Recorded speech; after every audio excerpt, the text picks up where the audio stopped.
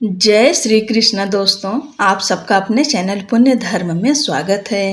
कार्तिक कृष्ण पक्ष की त्रयोदशी तिथि के दिन धनतेरस का पर्व पूरी श्रद्धा व विश्वास के साथ मनाया जाता है। धनवंतरी भगवान के अलावा इस दिन देवी लक्ष्मी और धन के देवता कुबेर की भी पूजा करने की मान्यता है। इस दिन को मनाने के पीछे धन्वंतरी के जन्म लेने की कथा के अलावा इसके बारे में एक दूसरी कहानी भी प्रचलित है। आइए हम सब मिलकर धनतेरस के दिन धनतेरस की कथा का श्रवण करेंगे। इस बार धनतेरस का पर्व 18 अक्टूबर को मनाया जाएगा।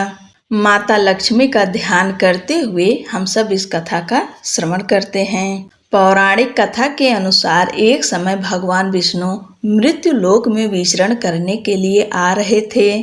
तब लक्ष्मी जी ने भी उनसे साथ चलने का आग्रह किया। तब भगवान विष्णु ने कहा कि यदि मैं जो बात कहूँ तुम अगर वैसा ही मानो तो फिर चलो। तब लक्ष्मी जी उनकी बात मान गईं और भगवान विष्णु के साथ भूमंडल पर आ गईं। कुछ देर बाद एक जगह पर पहुंचकर भगवान विष्णु ने लक्ष्मी जी से कहा कि जब तक मैं न आऊं तुम यहाँ ठहरो।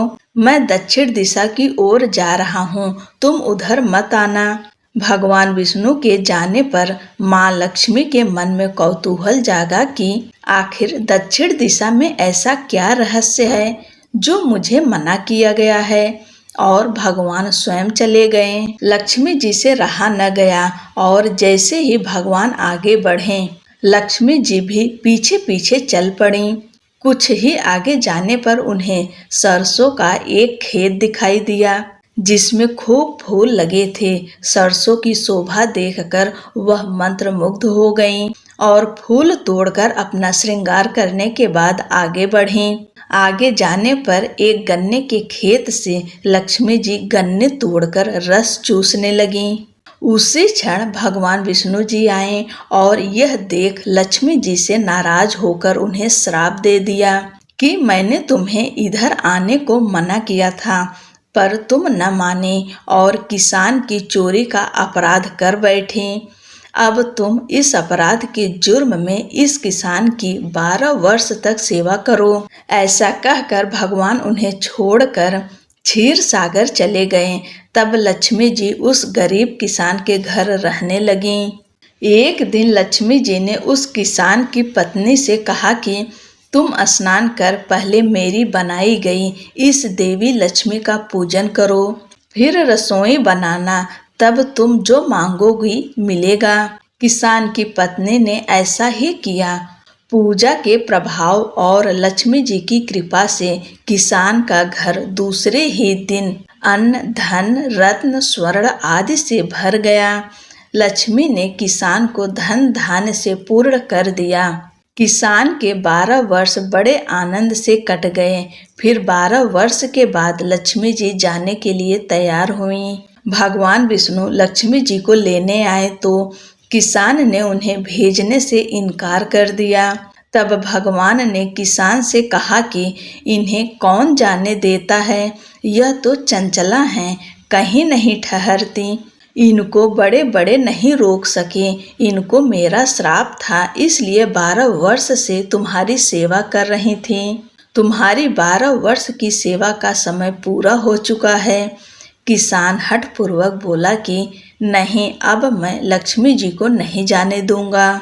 तब माता लक्ष्मी ने कहा कि हे किसान, तुम मुझे रोकना चाहते हो तो जो मैं कहूँ वैसा करो। कल त्रयोदशी है, तुम कल घर को लीप पोत कर स्वच्छ करना, रात्रि में घी का दीपक जलाकर रखना और सायंकाल मेरा पूजा करना और एक तांबे के कलश में रुपए भरकर मेरे लिए रखना। मैं उस कलश में निवास करूंगी, किंतु पूजा के समय मैं तुम्हें दिखाई नहीं दूंगी। इस एक दिन की पूजा से वर्ष भर मैं तुम्हारे घर से नहीं जाऊंगी।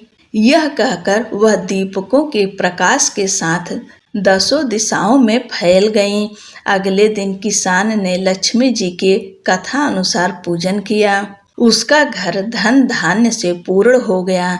इसी वजह से हर वर्ष कार्तिक कृष्ण पक्ष की त्रयोदशी तिथि के दिन धनतेरस का त्योहार मनाया जाता है और तब से लक्ष्मी जी की पूजा होने लगी। आप सभी को धनतेरस की ढेर सारी शुभकामनाएं। आइए दूसरी कथा सुनते हैं। शास्त्रों में वर्णित कथाओं के अनुसार समुद्र मंथन के दौरान भगवान धन्वंतरी हाथों में अमृत कलश लेकर प्रकट हुए थे। जिस तिथि को भगवान धन्वंतरी समुद्र से निकले वह कार्तिक मास के कृष्ण पक्ष की त्रयोदशी तिथि थी। भगवान धन्वंतरी समुद्र से कलश लेकर प्रकट हुए थे, इसलिए इस अवसर पर बर्तन खरीदने की परंपरा चली आ रही है। भगवान धन्वंतरी को विष्णु भगवान का अंश माना जाता है और इन्होंने ही पूरी दुनिया में चिकित्सा विज्ञान का प्रचार और प्रसार किया।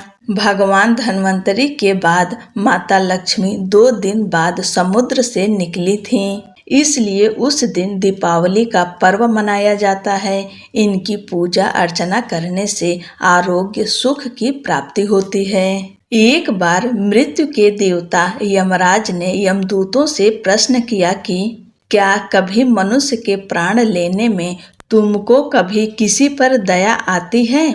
यमदूतों ने कहा कि नहीं महाराज, हम तो केवल आपके दिए हुए निर्देशों का पालन करते हैं। फिर यमराज ने कहा कि बेझिझक होकर बताओ कि क्या कभी मनुष्य के प्राण लेने में दया आई? एक यमदूत ने कहा कि एक बार ऐसी घटना हुई है जिसको देखकर हृदय पसीज गया। एक दिन हंस नाम का राजा शिकार पर गया था और वह जंगल के रास्ते में भटक गया था और भटकते भटकते दूसरे राजा की सीमा पर चला गया।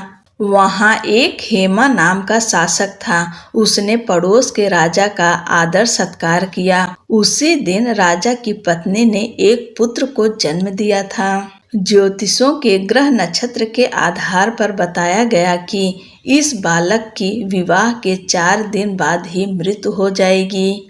तब राजा ने आदेश दिया कि बालक को यमुना तट पर एक गुफा में ब्रह्मचारी के रूप में रखा जाए और स्त्रियों की परछाई भी वहां तक नहीं पहुंचनी चाहिए। लेकिन विधि के विधान को कुछ और ही मंजूर था। संयोगवश राजा हंस की पुत्री यमुना तट पर चली गई और वहां राजा के पुत्र को देखा। दोनों ने गंधर्व विवाह कर लिया। विवाह के 4 दिन बाद ही राजा के पुत्र की मृत्यु हो गई। तब यमदूत ने कहा कि उस नवविवाहिता का करुण विलाप सुनकर हृदय पसीज गया था। सारी बातें सुनकर यमराज ने कहा कि क्या करें, यह तो विधि का विधान है और मर्यादा में रहते हुए यह काम करना पड़ेगा। यमदूतों ने पूछा कि ऐसा कोई उपाय है जिससे अकाल मृत्यु से बचा जा सके। तब यमराज ने कहा कि धनतेरस के दिन विधि विधान के साथ पूजा अर्चना और दीपदान करने से अकाल मृत्यु नहीं होती। इसी घटना की वजह से धनतेरस के दिन भगवान धन्वंतरी और माता लक्ष्मी की पूजा की जाती है और दीपदान किया जाता है। बोलो धन्वंतरी भगवान की जय, माता लक्ष्मी की जय। जय श्री कृष्णा।